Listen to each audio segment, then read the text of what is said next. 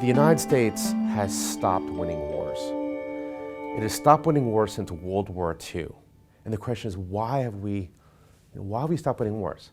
We have the best troops, we have the best equipment, we have the best technology, we have the most money. So what's the problem? But since World War II, Korea is a stalemate. Vietnam went communist. There's Afghanistan, Iraq. These are failures. We must be honest with ourselves. These are failures. But this is not just a US problem. The West, quote unquote, writ large, does not know how to win wars anymore. Look at France and Indochina and Algeria, the British in Palestine and Cyprus, the Soviets in Afghanistan, Israel against Hezbollah in Lebanon. The question is, what does it mean if the West can no longer win wars? It's an obvious question, but nobody wants to ask it because the implications are too terrifying to behold. And the answer is war has moved on. War has changed. It has new rules, and it looks nothing like World War II, which is our model, our strategic paradigm. And as long as we keep this up, we will continue to have forever wars. One of the new rules of war is that we will see the return of mercenaries, of private force, of private warfare.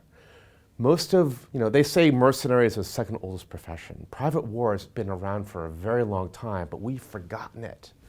Mercenaries have only been sort of underground for 150 years. Now they're coming back. And most of military history is private military history. The reason it's come back is because the US resurrected it, ironically, with the Iraq and Afghan wars. The US, the world, it's ironic because it's the superpower that did this. It wasn't small states with money who needed an army that didn't have it. It was the United States of America.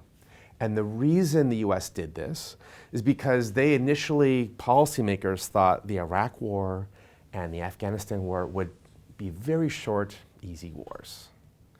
And we remember Secretary of Defense Rumsfeld saying that these wars would take days, weeks at most, certainly not months. Now it's nearly 20 years later and we're still mired in these quagmires.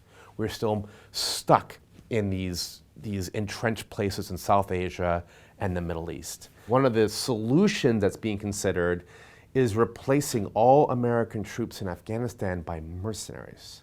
This is currently what President Trump is considering doing, led by Erik Prince. Erik Prince is the founder of Blackwater.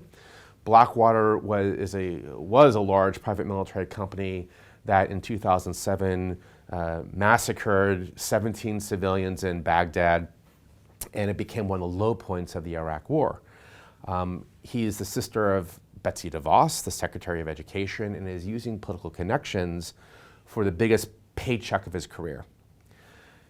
Now, this would normally be a laughable situation, right? Replacing, American troops with mercenaries. What makes it even more laughable and even dangerous is that, he thinks that 6,500 mercenaries can fix Afghanistan.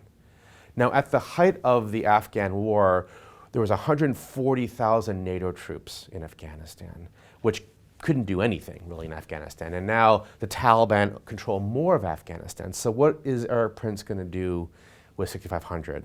That's a good question. What is even more dangerous, though, is what happens to war when you privatize it.